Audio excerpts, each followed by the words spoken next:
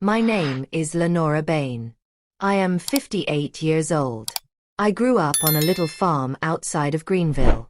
I worked hard all my life. I raised 2 children. I watched my husband die. I thought the worst was behind me. I was wrong. When Tobias said the words, I will never forget them. He stood by the kitchen table with his coffee cup in his hand and looked at me like I was a worn coat. He said, I am not going to support a fat, lazy woman. Those words landed on me like a bucket of cold water. I could feel the air leave my body. I remember the way the light from the window cut across the table and made his face look older than his years. He did not know that the part he had broken in me was already bent. He did not know how many mornings I had crawled out of bed with my bones aching and still smiled and cooked and fixed and paid the bills. He did not know the small quiet debts I had carried for years so our house would not fall apart. I tell you this because you deserve to know who I am before I tell you what I did. I worked for 25 years at the post office. I mowed lawns for neighbors. I babysat. I sold pies to the church bake sale. I learned how to stitch a hem by hand and how to make a mean collard greens pot that people would drive past the county line for. When my mother took sick, I flew home to hold her hand while she took her last breath. When my youngest needed money to finish nursing school, I gave him my savings. I did not expect trophies or parades. I expected a life of quiet things. I expected respect. After Tobias retired, he started to change. He drank more. He looked at me less. He began to talk about his pension like it was his alone, as if the years of my hands rubbing his back and mending his shirts were not part of the same story. At first I told myself we would get through it. We had survived worse. Then one morning he said those words and everything that had been simmering for years boiled over. Before I go on, I need you. If this story reaches you and moves you, if you feel my hurt and anger, then please take a moment now to like this video and subscribe to the channel. Turn on the notification button so you will be the first to see the next chapter when it drops. Drop a comment below and tell me where you are watching from. I want to know who is with me on this road. I read every comment. Your voice keeps me going. If you know someone who needs to hear this story, please share it. These stories matter because we are not as alone as we think. That morning after he said it, I did something I have never done before. I packed a small bag. I put in a clean dress, my mother's silver locket, a small stack of bills I had been hiding in an old shoebox, and a photograph of me and my brother from when we were children. I left Tobias a note that said I needed time away. I did not yell. I did not slam doors. I walked out as if I was taking a walk to the mailbox down the lane. Tobias was still at the table drinking his coffee when I shut the front door. He did not see me go. I walked to the old bus stop on 5th and Chestnut. The town felt like the inside of a slow breath. People who had known me all my life looked up and stared as if I were a news story. It was humiliating and liberating at once. On the bus, I watched my reflection in the window and did not recognize the woman who stared back. My hair was pulled back tight, my face like leather from years of sun and worry. I told myself I would return in a day. I told myself I would fix this. I did not know how right I was about the fixing and how wrong I was about the timeline. That first night I slept in a cheap motel off the highway. I sat on the edge of the bed and held my mother's locket and thought about the years. I thought about the nights I had eaten dry cereal so the kids would have the food they needed. I thought about the time I called my neighbor to ask him to help me after Tobias fell, and he told me, keep your drama, I have work to do. The world had a way of showing its face when you were at your lowest, and I had seen that face before. My hands shook as I opened the little shoebox and counted the bills. I had saved more than I thought. Not a fortune. Not enough to start over in another state. Enough to move a small way. The next morning I walked into the town hall and asked to speak with a counselor about my options. The woman behind the desk looked at my age and my shoes and asked me if I wanted to take a number. She had a name tag. Her name was Maris. She listened and did not interrupt. She told me about programs for senior women who needed help, about legal aid for separation and pensions, about a support group that met on Tuesdays. When she said pension documents, I felt my heart thud. My face got hot and I realized I had never fully understood the rules that govern the money Tobias now called his. I had trusted, as women of my generation were taught to do, that the man would handle the money and the woman would handle the house. I had learned that trust was both a gift and a chain. Maris asked me a question I did not expect. She asked me if I wanted to file for joint access to the pension records. I laughed at her laugh and told her I did not know how to read those things. She smiled and said she would help. She slid a pamphlet across the desk with big, clear letters. It looked like a foreign language, and yet I felt something open inside me. A small door I had closed years ago to save energy. I left town hall with an appointment and a phone number and a strange new feeling. It was not freedom. It was not peace. It was the beginning of a plan. That afternoon I sat at the diner and watched couples and old men with newspapers and teenagers with headphones. The waitress, who called herself June, brought me coffee and asked in a soft voice if I was all right. I told her I was tired. She put a slice of pie on my plate and said we got to take care of ourselves. Her kindness cut through my armor. For the first time in a long time, a small ember of hope warmed me. That afternoon I sat at the diner and watched couples and old men with newspapers and teenagers with headphones. The waitress, who called herself June, brought me coffee and asked in a soft voice if I was all right. I told her I was tired. She put a slice of pie on my plate and said we got to take care of ourselves. Her kindness cut through my armor. For the first time in a long time, a small ember of hope warmed me. Hope is dangerous in a life like mine because it makes you honest with yourself. When you are honest, you have to act. I had been honest for 2 days and already there were consequences. I had not told Tobias where I was. I had not called my children in case he called them first and lied. I had not prepared for the way his pride would respond. Pride is an animal that bites. That night I sat on the motel bed and opened Tobias's old work wallet. I found a receipt for a Dr. S visit and, folded beneath it, a pamphlet for a retirement community that looked like a postcard. I kept thinking about the word lazy he had used.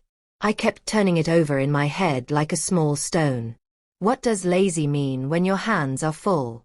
When your body is tired? When your heart is heavy? The word landed on me and I could not shake it. Then my phone buzzed. I did not want to look, but I did. The screen read Tobias. I pressed the phone to my ear and heard his voice like a distant radio. He said nothing at first. When he found his words, they were small. He asked where I was. I told him I needed space. He said fine. He said do what you want. Then he laughed and said you will be back when you remember how tired you are. That laugh was the last sound I let into my ears. I hung up and stared at the ceiling until dawn. I had a plan and I had a list and I had a stubbornness the color of river mud. I did not know how it would end. I only knew it had to end differently than the way it had begun. I would not wait to be discarded. I would not let my life be footnotes and excuses. But before I could move past the small victories of finding a counselor and getting a pamphlet, something happened that would change everything. That evening a woman from the nursing home down the road came to the motel looking for me. She slid a folded paper across the table and said in a voice that smelled like soap and lilies, I think you should read this. I unfolded the paper. It was a letter. It had handwriting I recognized. It had Tobias's name at the top and my name in the middle, and words that made my blood run cold. The letter said I have been taking care of things and you do not need to worry about money, or that the pension will be there and that everything will be all right. The letter smelled like someone else's planning. It smelled like a secret pocket stitched into our life. I held the paper and felt something break, and then a new thing begin to forge. I did not understand it all yet. I did not know who had written it or how long the secret had been kept. I only knew that with that folded page my life had been shoved onto a second track, and the train was picking up speed. I looked up at the woman from the nursing home. Her eyes did not judge. She said softly, "You are stronger than you know." That was the last thing she said before she left. I sat there with the letter and the motel television humming in the corner, and felt both fear and a strange bright promise.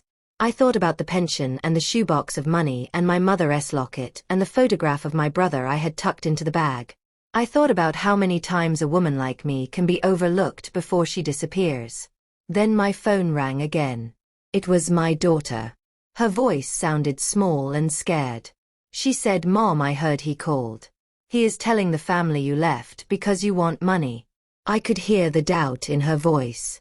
I could hear the family picking sides like a slow, mean tide. I looked at the TV and the words on the screen flickered like a warning, and I knew the next move would be the one that made everyone look at me differently.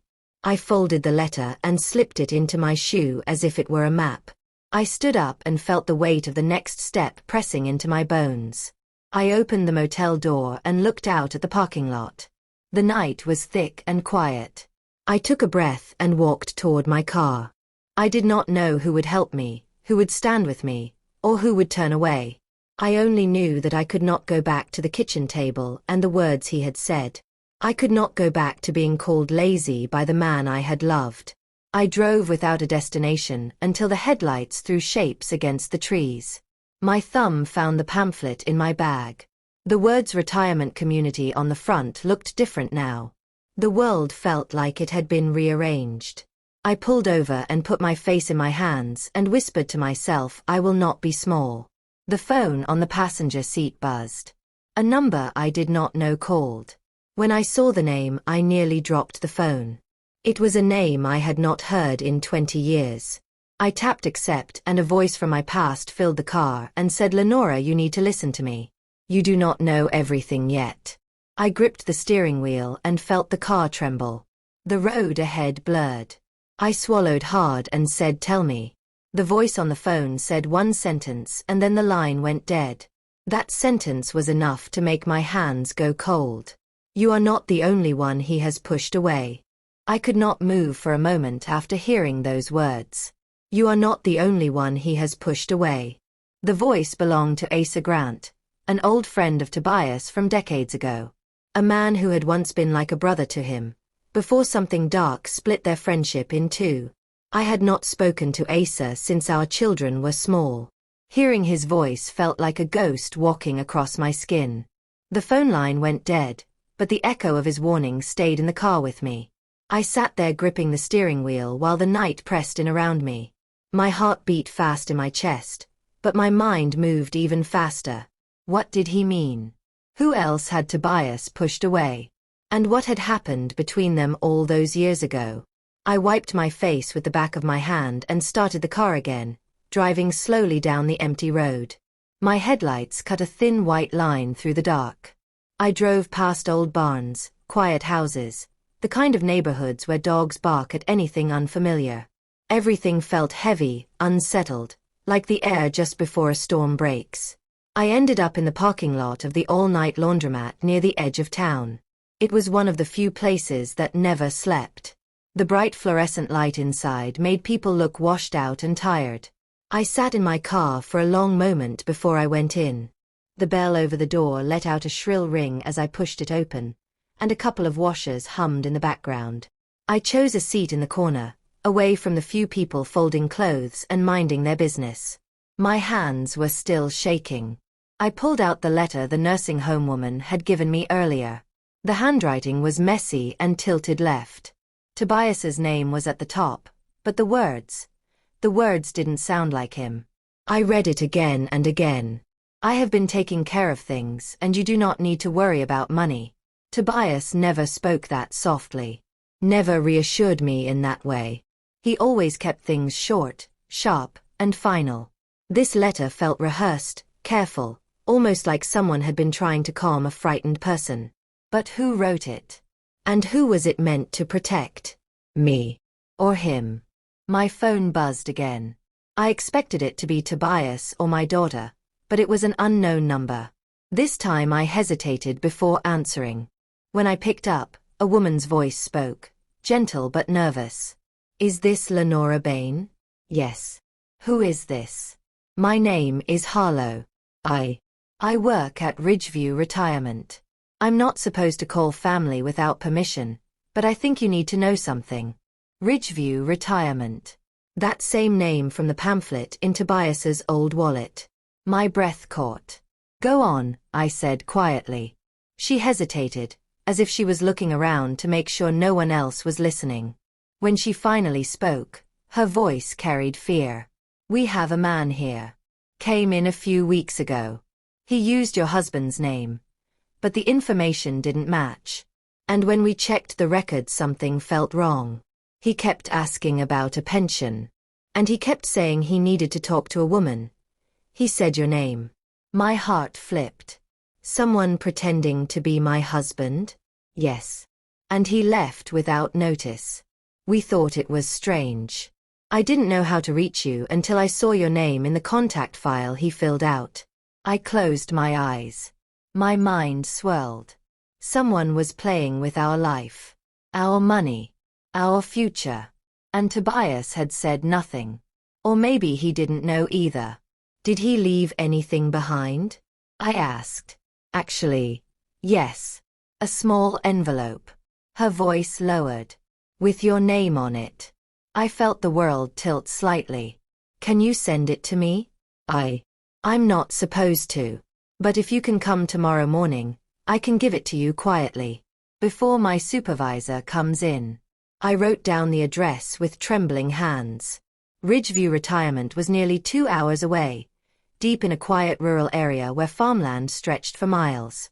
After the call ended, I leaned forward and pushed my hands into my hair. Something was unfolding. Something bigger than a marriage falling apart. Something that could pull every piece of my life into a storm I never saw coming. While I sat there in the laundromat, trying to steady myself, an older man walked in. He wore a green jacket and moved slowly, as if the cold had settled in his bones. He glanced at me once, then walked to the vending machine. When he turned, I saw his face fully. It was Asa Grant. He had aged, of course. His hair was thinner and gray. His eyes carried years of worry. But it was him. He must have followed me from somewhere. But how? And why now? Lenora, he said, his voice soft like he was afraid I'd run. I stood slowly. My knees felt weak. Asa, what are you doing here? He lifted both hands gently, palms open like a man trying not to scare a stray animal. I'm not here to hurt you, he said. I just need you to hear me. I called you earlier because this thing with Tobias has been going on for a long time. Longer than you know. My heart pounded. What thing? What do you know? Asa sat down across from me. He looked around the laundromat once, making sure no one was listening. Then he leaned forward, elbows on his knees. I left this town over 20 years ago because of Tobias, he said. Because he hurt me in ways a friend shouldn't. And he's been hiding things from you. Big things. He's been keeping secrets that reach back years. You think he just turned cold. But Lenora, he's been planning something. Something that involved his pension. Something that might even involve you. The washers hummed in the background. A woman folded towels slowly. A child tapped his feet against the metal chair. The world around me seemed too normal for the words he was saying. I swallowed hard. Tell me everything, Asa. He looked me in the eyes, his own filled with regret and truth. It started with a loan he took out under your name. My breath stopped. Everything inside me turned cold and still. I gripped the edge of the table to keep myself from falling out of my seat. A loan. I whispered. Asa nodded. Yes. And that's only the beginning. My entire life felt like it flipped upside down. Tobias calling me lazy. Tobias laughing on the phone. Tobias hiding paperwork. The retirement pamphlet. Someone impersonating him. The mysterious letter. It all twisted together like a rope tightening around my throat. And then Asa said one more sentence. One that pushed the whole world off its hinges. Someone else is looking for you too. I stared at him, my heartbeat pounding like a drum. Who? I asked. Asa leaned closer, his voice barely above a whisper. His other wife. The laundromat suddenly felt too small, too bright, too loud. My breath caught in my throat. My ears rang. I tried to stand, but my knees buckled and I fell back into the chair. Other wife. The words echoed in my mind like a scream. Asa reached out to steady me. You need to be careful, Lenora. You are in the middle of something much bigger than you know. I stared at him, unable to speak. My heart raced like it wanted to break free from my chest. Everything I believed in, everything I trusted, everything I gave my life to suddenly felt like it was made of dust. I forced myself to breathe as the room spun around me. Because if Tobias had another wife, then my whole life was about to explode. I sat frozen in that metal chair while Asa's words echoed in my head like a slow, rolling thunder. His other wife. The laundromat's humming machines sounded distant, muffled, as if I were underwater. I tried to speak, to pull my thoughts into one straight line, but my voice wouldn't come. Asa watched me with the quiet patience of a man who had seen too much grief in his own life. At last, I managed to whisper. Explain. Please. Asa nodded slowly, lowering his gaze before lifting it again with a sigh that carried 20 years of weight. I didn't come back to hurt you, Lenora. I came back because I knew this day was coming. Tobias always said the truth would fall apart if too many eyes looked at it. And now too many eyes are watching. My throat tightened. How long? I asked. Asa rubbed the back of his neck, his mouth tightening. A long time, Lenora. Longer than your marriage. My chest ached. A pressure built behind my eyes. I stared down at my trembling hands, struggling to keep myself from falling apart in public. Why are you telling me now? I finally said. Asa leaned back, letting his tired body rest against the metal chair. Because she reached out to me. The other woman. She doesn't know where Tobias is either. And she's scared. She said something is wrong. That he left her with half-finished papers and a fake pension promise. She thought I might know how to reach you. I blinked, stunned. She knows my name? Asa nodded. She knows everything he told her about you. Which wasn't much. Tobias kept you too far apart. 2 separate lives. 2 separate lies. I felt my heart drop. 2 separate lives. I looked away, wiping quickly at the tear that slipped down my cheek. Does she know about the loan? I asked, my voice soft, raw. Asa's eyes flickered. She knows some of it. Enough to be scared.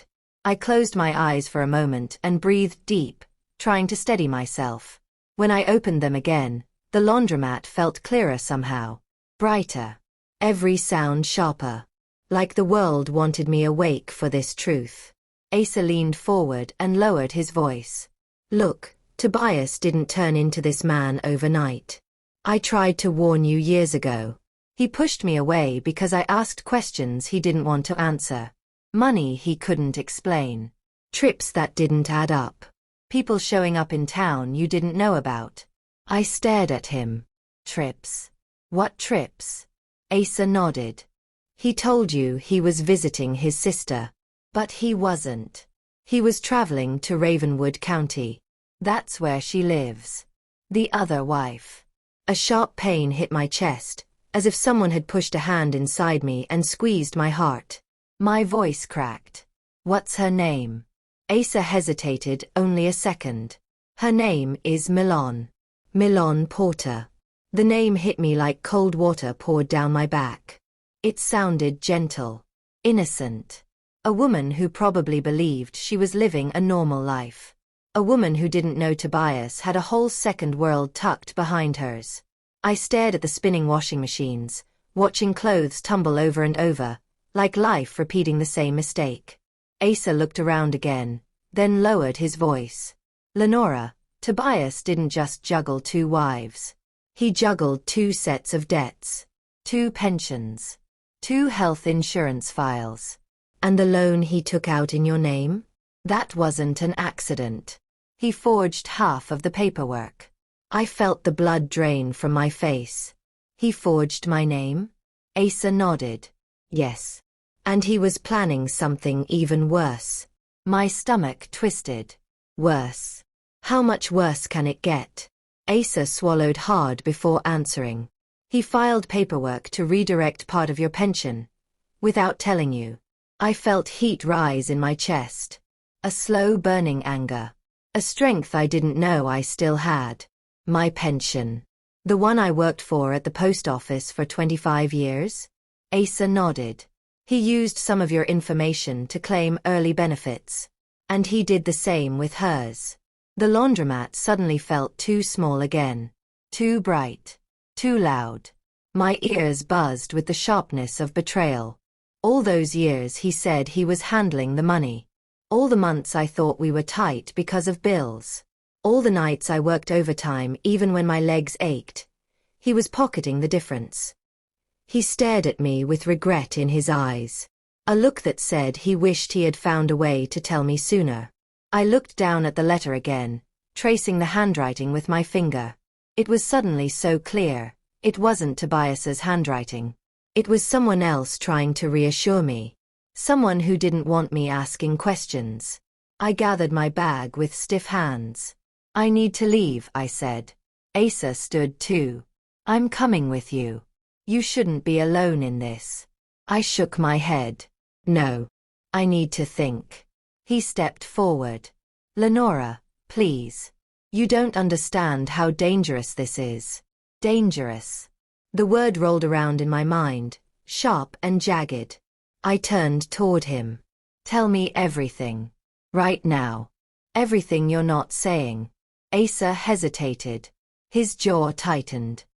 His eyes darted toward the laundromat door before he finally spoke.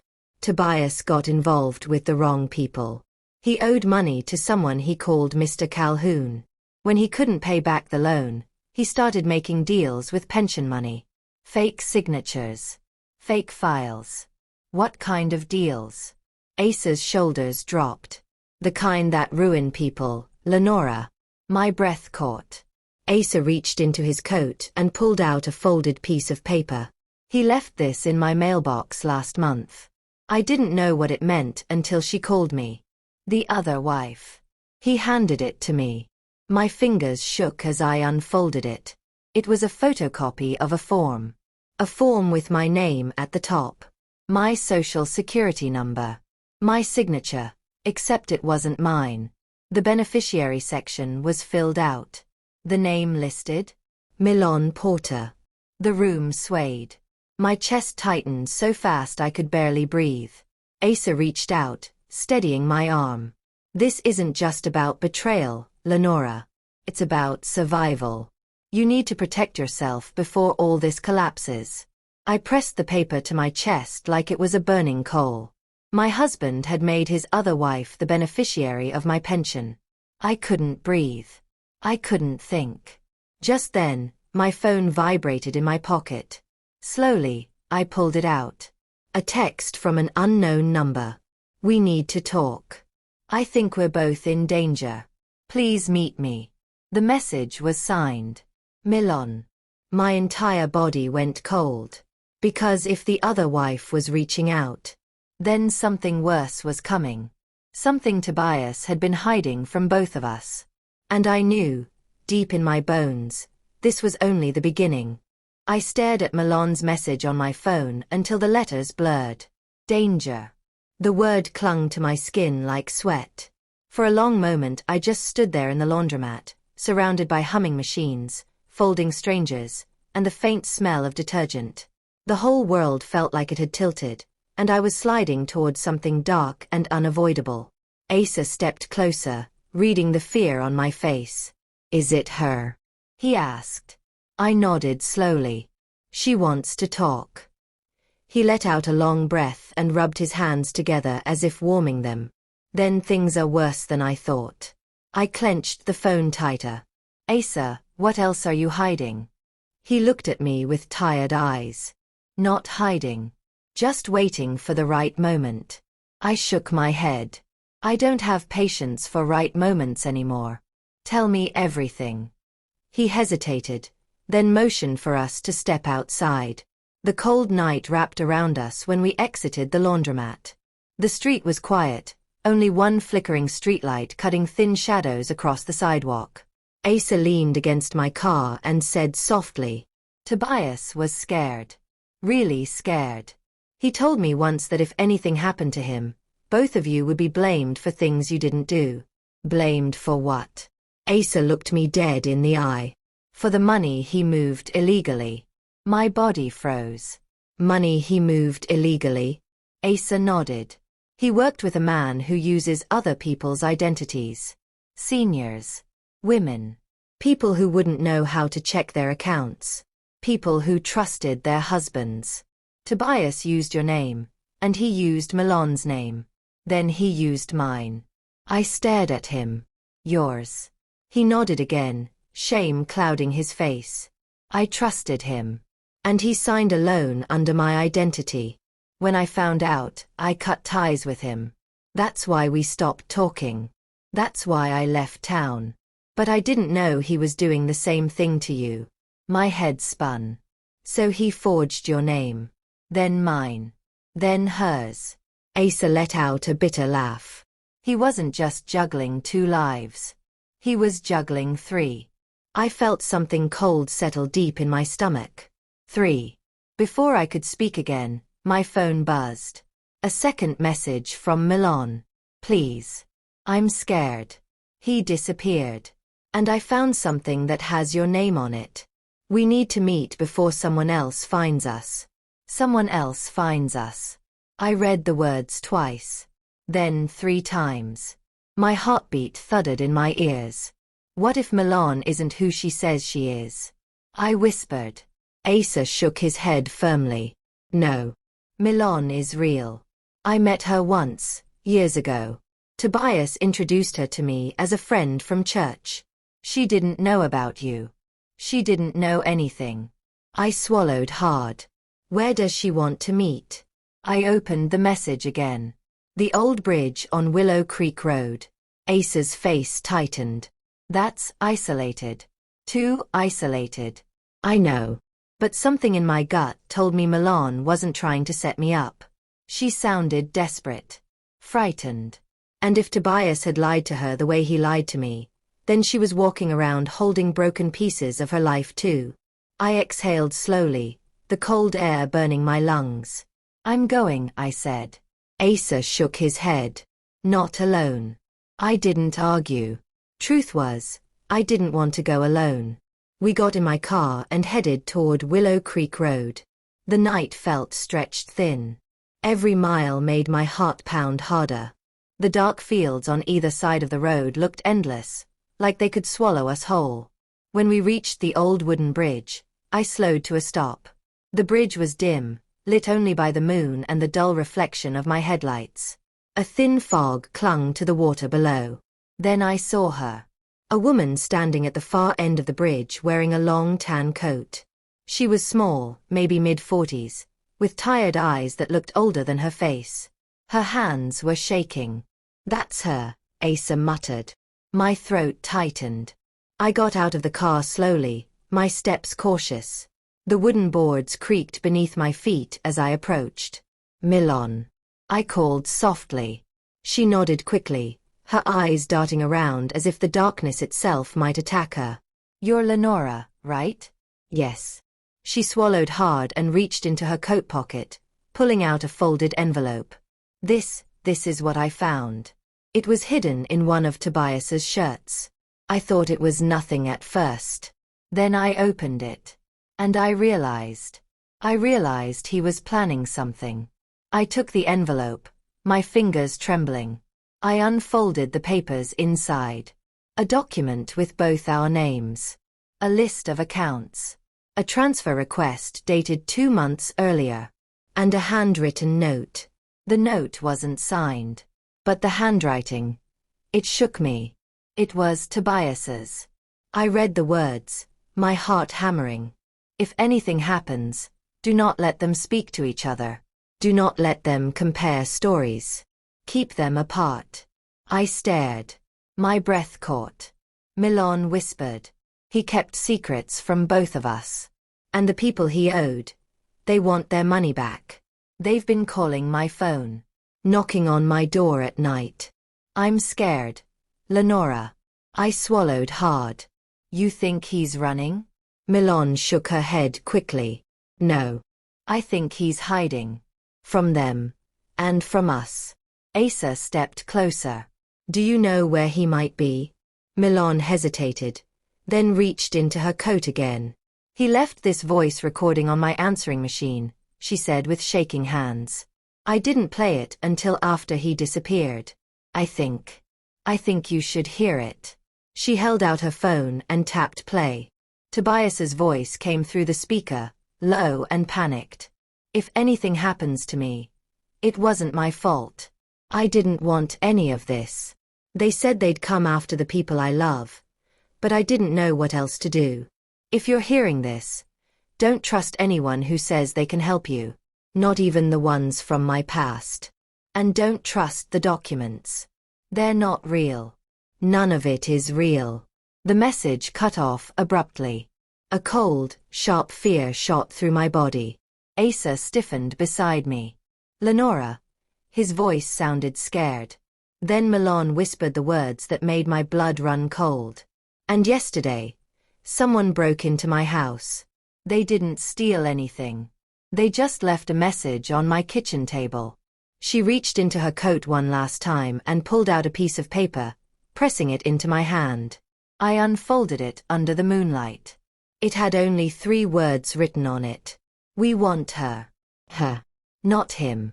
Her. A chill crawled up my spine. Milan stepped back, her voice trembling. I think they meant you, Lenora. My knees weakened. My heartbeat roared in my ears. And in that moment, standing on the cold bridge with fog rising around my feet, I realized this wasn't just about marriage, or lies, or betrayal. Someone was hunting me, and I had no idea why. The wind on the bridge picked up, brushing cold air against my cheeks as if the night itself was warning me to move. I stared at the paper with those 3 words written in thick, uneven strokes. We want her.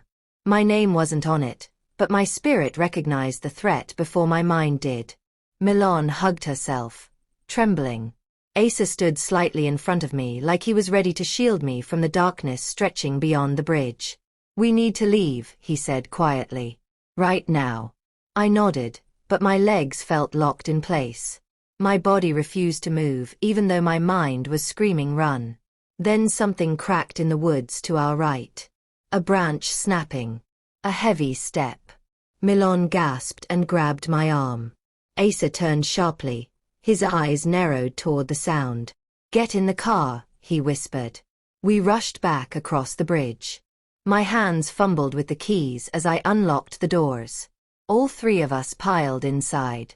I locked the doors and pulled off so fast the gravel spit behind us. My heart hammered against my ribs as we sped down the narrow road. Where do we go? Milan asked from the back seat, voice tight, breath shaking. Asa rubbed his forehead. Somewhere not obvious. Somewhere they won't expect. My hands were slick with sweat on the steering wheel. What do they want with me? I asked quietly. Neither of them answered. Because neither of them knew. We drove in silence for several miles, the quiet swallowing us. The only sound was the engine and my heartbeat thudding in my ears. Then Asa spoke. Lenora, we need to talk about why you were targeted. I swallowed hard. Why?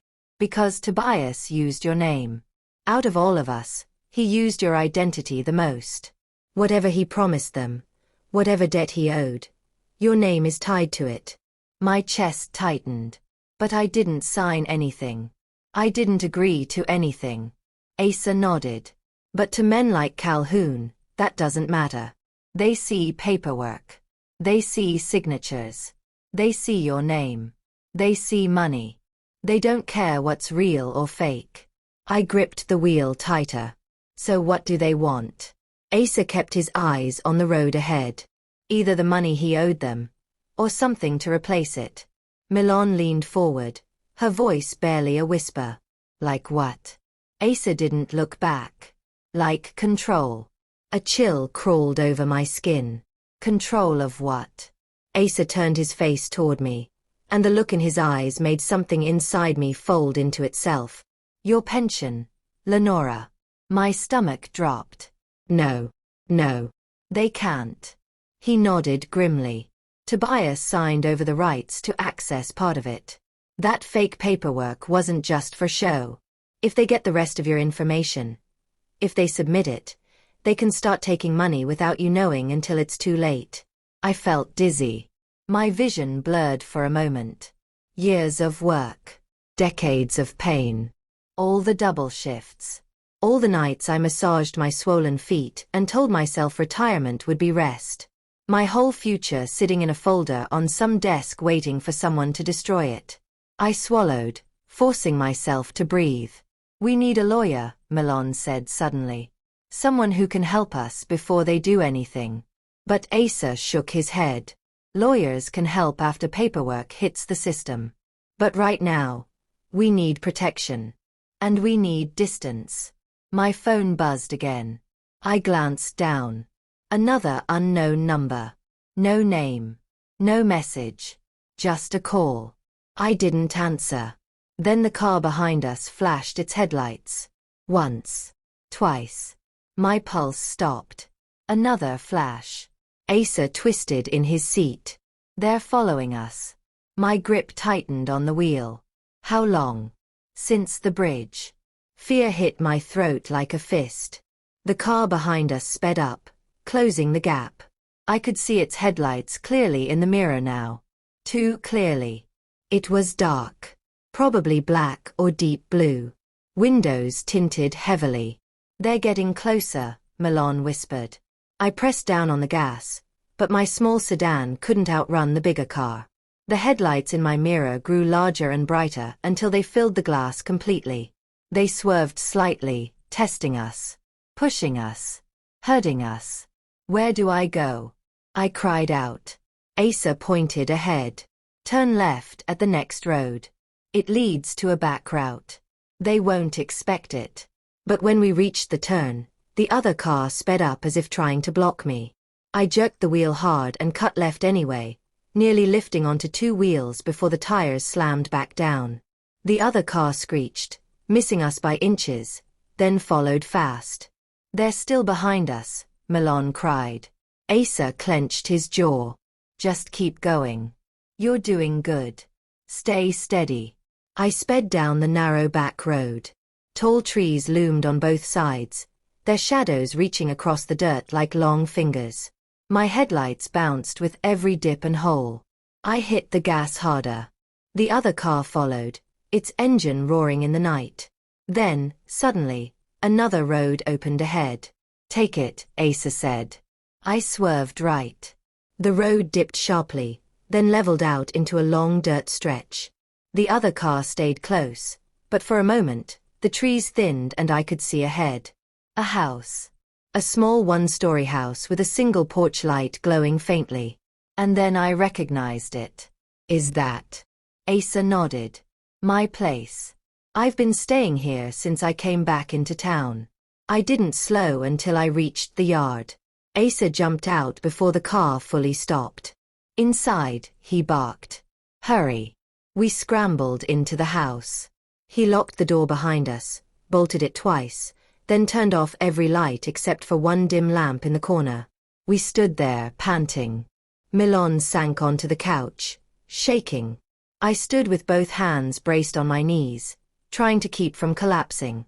Asa looked through the blinds. I don't see them. They didn't turn in. I let out a shaky breath. Do you think we lost them? Milan whispered.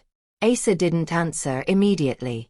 Instead, he stepped away from the window, his face pale and tense. Lenora. I lifted my head. Something was in his eyes. Something serious. Something he had held back from the beginning. He swallowed hard. There's something else. Something I didn't tell you. I didn't want to scare you until I was sure. My chest tightened. What? Asa took a breath. Tobias didn't just owe money. He owed a person. A person. Yes. Someone dangerous.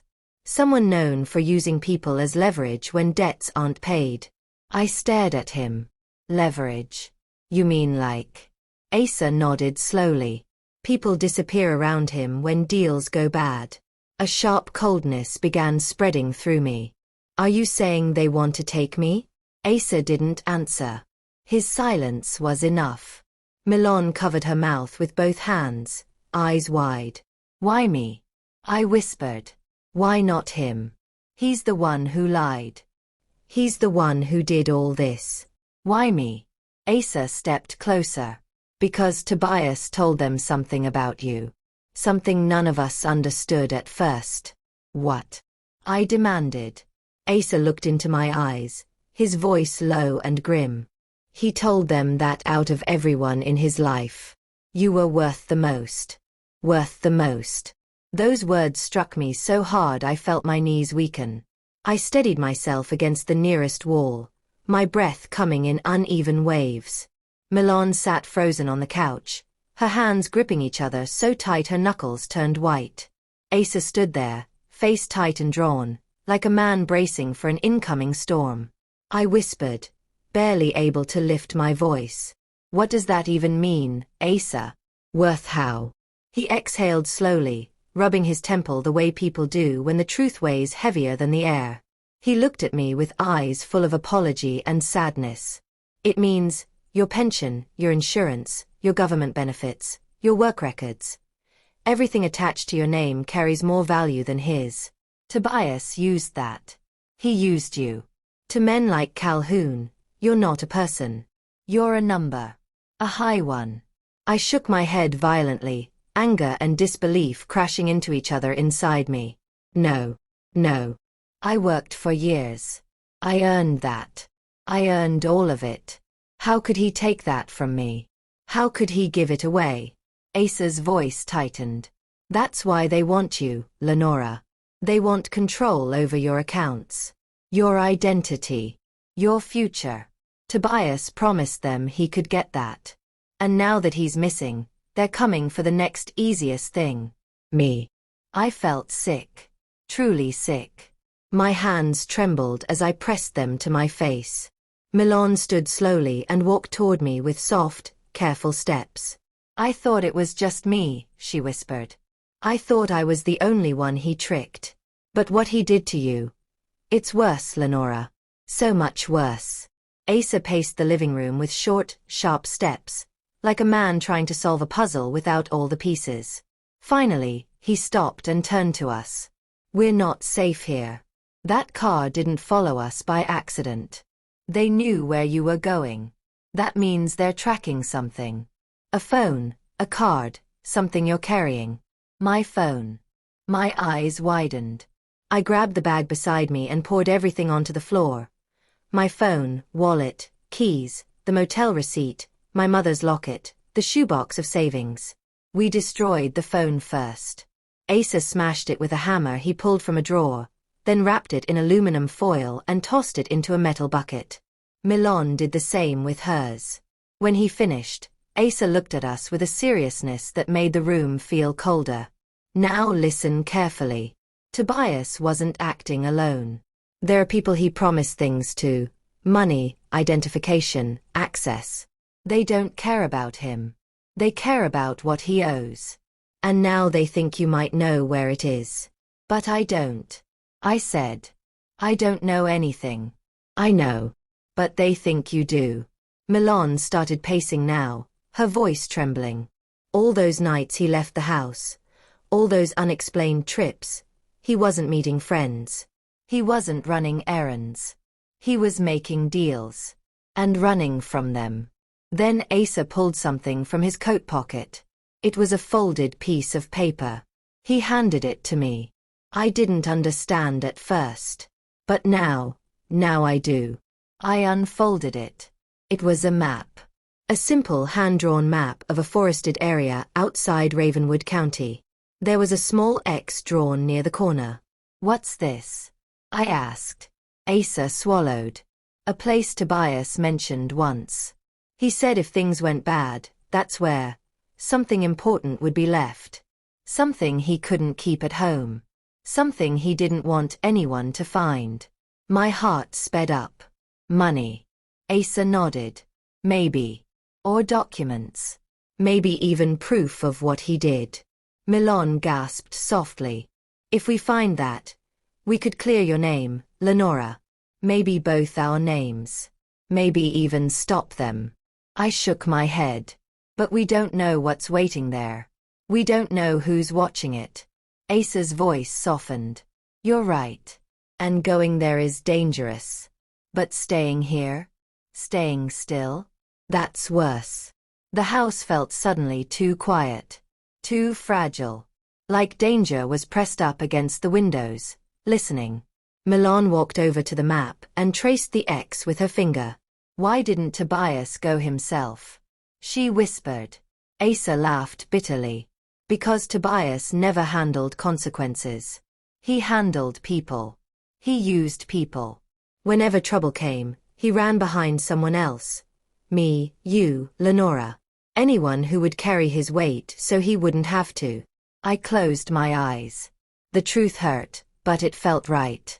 The weight he left was crushing. Suddenly, a loud bang hit the side of the house. All three of us jumped. Then another bang. Closer. Harder. Milan's eyes widened. She backed away from the window. Asa moved quickly, motioning us behind him. Stay low. Another bang. This time directly on the front porch. My heartbeat thudded like thunder. Someone is here, Milan whispered. Asa grabbed a heavy flashlight, holding it in his hand like a weapon. Then a voice from outside, deep, cold, dripping with threat, said, "Come out, Miss Bain. We only need a small conversation." My blood turned to ice. Milan covered her mouth to stop a scream. Asa whispered sharply, "Don't move. Don't speak." Another bang. This time the door shook on its hinges. I stared at Asa, terrified. What do we do? Asa took a deep breath, steadying himself. We go out the back. Quiet. Fast. He grabbed his keys and opened the back door just an inch to check. Then he looked at us. Run. Don't look back. My heart pounded so hard it hurt. Milan grabbed my arm. I grabbed my bag. And we ran. Out into the cold night. Into the dark woods behind Asa's house. Breath shaking. Hearts racing. And behind us. The front door finally gave way. The men stepped inside. And one of them shouted, "Find her. Or this entire place burns tonight."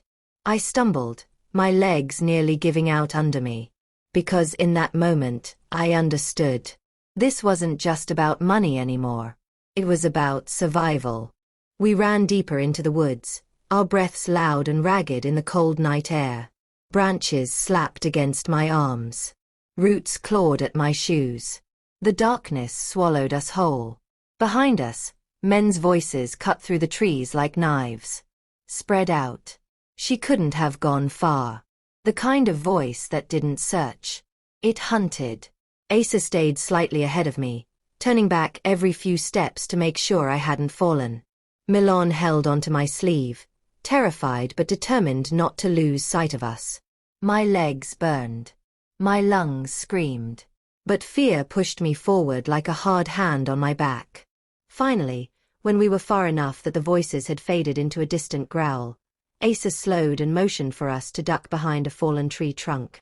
We crouched low, trying not to pant too loudly. Asa whispered, "We can't stay here long.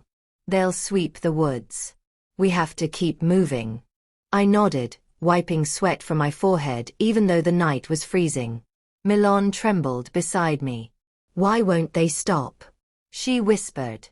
Asa closed his eyes for a moment, as if picking his words carefully. "Because they think Tobias left them something he didn't finish paying for. And they think Lenora knows where it is." I shook my head. "But I don't know. I don't know anything."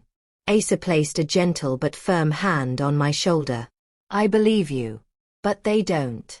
And they plan to force answers out of you one way or another." A cold wave of fear washed through me. Milan wiped her tears with the back of her hand. "What do we do now?" Asa unfolded the hand-drawn map he'd shown us earlier, The one with the small X near the forest in Ravenwood County. We head there, he said. Tonight. Milan's voice trembled. But that's miles away from here. He nodded. I know. But that X is the only thing we have. Whatever Tobias left behind. It might be the piece we need to end this. I looked at the map, the simple lines drawn in Tobias's handwriting. I imagined him sitting somewhere, pen pressed to paper, lying to us both while planning his escape. The betrayal cut deep, but underneath it, something angrier, something hotter, began to rise. He used me. He used my identity. He used my life. I would not let him take my future too. I stood slowly. Let's go. Asa hesitated for a moment, looking at me. Then he nodded. We moved quietly through the trees, every step slow and cautious. We didn't speak. The woods were too dangerous for talking. Every crack of a twig made my heart jump. Every distant echo felt like footsteps behind us. After nearly half an hour of silence, the trees thinned, and we reached an old gravel road. A rusty pickup truck sat parked in the distance, half hidden by tall weeds. Asa pointed toward it.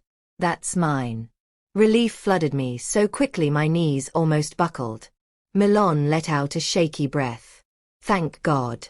But as we moved toward the truck, something happened that made my stomach drop. A figure stepped out from the shadows. A woman. Short. Wearing a dark hoodie. Face covered except for her eyes. She raised her chin slightly. Going somewhere. Milan gasped and grabbed my arm. I froze, staring at the stranger. Who are you? I asked, my voice barely steady. The woman didn't answer. Instead, she held up a folded paper, white, creased, and familiar. My note. The one from my motel room. The one that said I think you should read this. My stomach clenched. The woman tossed the paper toward my feet. You were warned, she said quietly. But you didn't listen. Asa stepped in front of me protectively. Back away, he said. But the woman didn't move. Then, from behind her, a second figure stepped out. A man. Tall. Broad shoulders. Hands in his pockets like he wasn't in a hurry. His voice was low and smooth. We don't want trouble. We just want what Tobias owed. Asa stepped closer, voice firm. You're not getting anything from her. She doesn't know where he is. The man smiled softly. That's what everyone says. Until they're convinced to talk. My heart slammed against my ribs. Convince. A threat dressed like a suggestion. The woman reached slowly into her jacket. Asa shouted. Run. Milan pulled me backwards so fast I nearly fell. We sprinted toward the truck. The man yelled. Don't let them leave. We reached the truck. Asa threw open the driver door and practically shoved us inside. Get down. He shouted. The woman reached into her jacket again and a loud explosive pop rang out. A gunshot. The truck window shattered, spraying glass across the seat. Milan screamed. I ducked, hands over my head. Asa jumped in, slammed the door, and twisted the key hard. The truck roared to life. They shot again. The bullet hit the metal just inches behind us. Asa stomped the gas. The truck skidded, gravel flying, then lurched forward down the road. Hold on. He yelled. Branches whipped against the windows. The road bounced beneath us. Milan cried quietly, shaking, her hands over her head. I held onto the seat as the truck rattled violently. Behind us, the two figures became smaller, then disappeared into the darkness. It wasn't until we turned onto the highway that Asa slowed enough to speak. We're not going back there. We're heading straight for Ravenwood. Milan sniffed, wiping her tears. Do you think they'll follow us? Asa didn't answer immediately. His jaw tightened. They won't stop until they get what they want. My voice shook as I asked.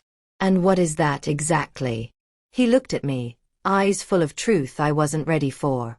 Something Tobias stole from them. Something they think you know the location of. I stared at him.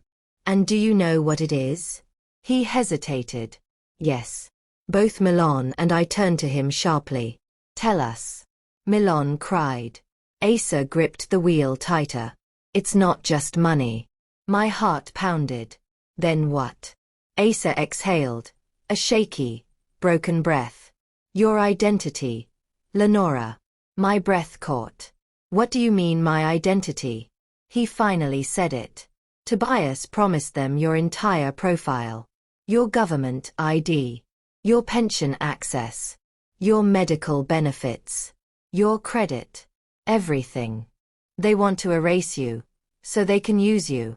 My whole body went numb. Use me. As who? Asa swallowed hard. As a ghost person. A stolen identity. A living woman erased on paper. So the wrong people can become you. I felt sick. They want to steal my life. Asa nodded slowly. Yes. All of it. Milan covered her mouth in horror. As the truck rolled deeper into the night, toward Ravenwood and the X on the map, the truth settled over me like a cold shadow. Tobias hadn't just betrayed me as a wife. He had marked me. Sold pieces of me. Turned me into currency. And whatever he left out there in Ravenwood was the only thing that could either save me or destroy me completely. Ravenwood County was the kind of place where silence had a sound of its own. As Asa drove us deeper into the rural backroads, the world outside the truck grew darker, colder, more uneasy. Tall pines swayed like thin shadows whispering secrets. Milan clutched her coat tighter, and I kept staring at the hand-drawn map in my lap. The X Tobias had drawn, the same X that now felt like the center of everything. My voice finally broke the silence. Asa, what do you think we'll find there?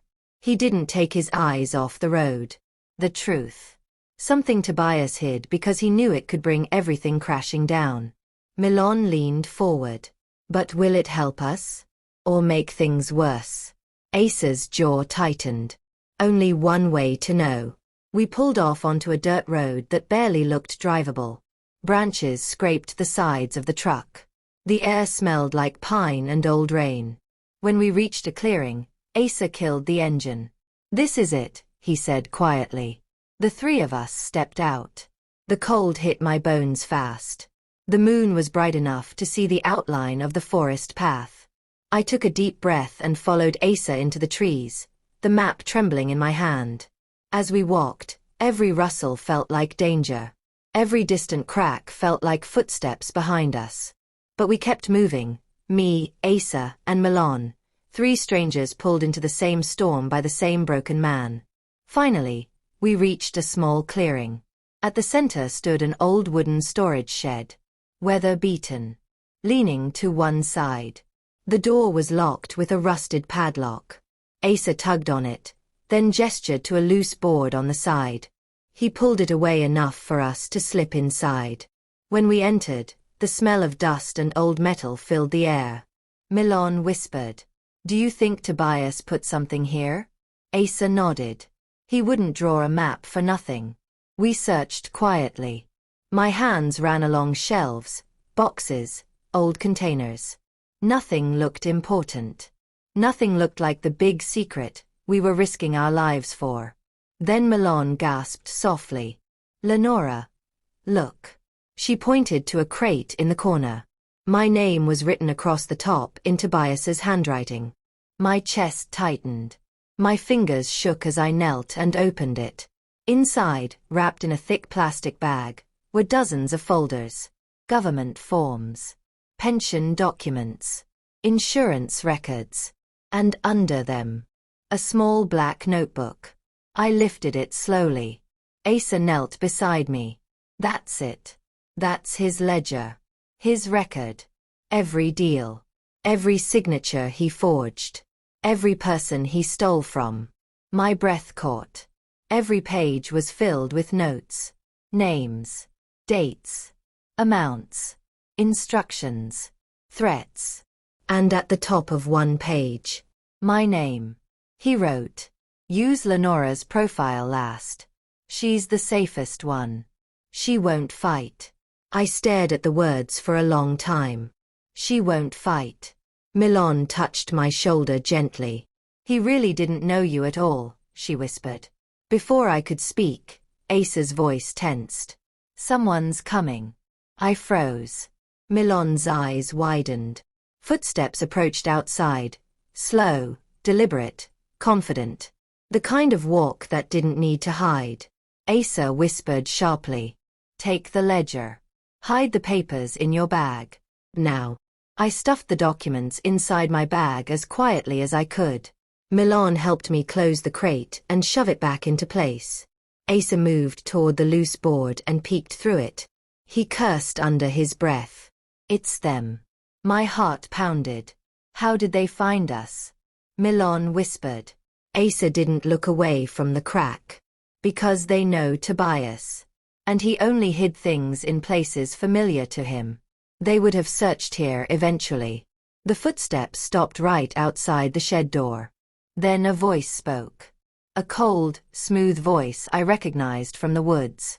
Miss Bain. We're not here to hurt you. We're here for what belongs to us. My throat tightened. Asa motioned for silence. The man continued. Your husband promised us something. He didn't deliver. That ledger. Those documents. They belong to us. Come out now, and we'll talk like adults. My breath shook. We stayed silent. Then the man's tone changed. Harder. If you make us come in, you won't like what happens next. Asa pointed toward the opposite wall. There's another gap. A back opening. We crawl out. Quiet. Fast. Milan crawled first, shaking. I followed, clutching the notebook in my hands. Asa slipped out last. Once outside, we crouched low and moved through the trees. Behind us, the shed door was kicked open. The man shouted. Search everything. She's here. Branches cracked. Feet pounded. Asa whispered. Run. Now. We ran. Branches whipped our faces. The cold air burned our lungs. Milan stumbled once but kept going. The men spread out, their flashlights slicing through the darkness behind us. This way. Asa yelled. We followed him to a steep slope that led down toward the creek. Water rushed below. The drop was dangerous. We don't have a choice. Asa shouted. One by one, we slid down the slope, grabbed onto roots and rocks, and made it to the creek bed. Mud splashed our clothes. Cold water soaked our shoes. But we kept moving, following the creek until Asa stopped us beneath a fallen tree wedged across the waterway. Hide here. They won't see us. We crouched low. The creek was loud enough to help swallow our breathing. The men's voices drifted through the forest. She has the ledger. Find her. If she gets that to the authorities, we're finished. I clutched the notebook tighter. Finished. That meant this ledger, this proof, had the power to end everything. My name. Milan's. Asa's. All the forged documents. All the lies. All the accounts. This little book held the truth that could destroy every man hunting us. After several tense minutes, the voices grew distant. The flashlight beams faded. The forest quieted again. Milan let out a shaky breath. Are they gone? Asa nodded slowly. For now. But they'll keep looking. And when they realize what's missing from the shed, they'll know exactly who took it. I stared at the ledger in my hands, my fingers tightening around it. All my life Tobias called me soft. Quiet. Too forgiving. Too gentle. But right then, even shaking, even exhausted, even terrified, I felt something shift inside me. No more running, I whispered. Asa looked at me. Lenora. No more hiding, I said, louder this time. This ends now. Tobias stole my name. My life. My future. I'm taking all of it back. Milan wiped her face with trembling hands. So what do we do?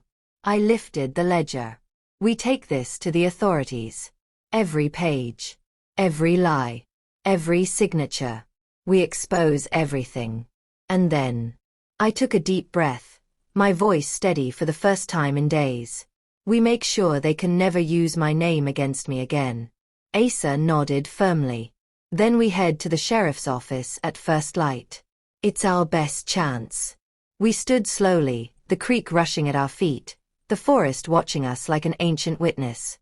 And as we stepped out from under the fallen tree, I felt it in my bones. The final fight was coming. And this time, I wasn't the victim. I wasn't the weak one. I wasn't the woman he bet against. I was stronger. And I was finally ready to win. Thank you for following this emotional and powerful story. If you're still here, take a moment right now to like this video, subscribe to the channel, and turn on notifications so you never miss the next story we share. Drop a comment and tell us where you're watching from. Your support helps this community grow.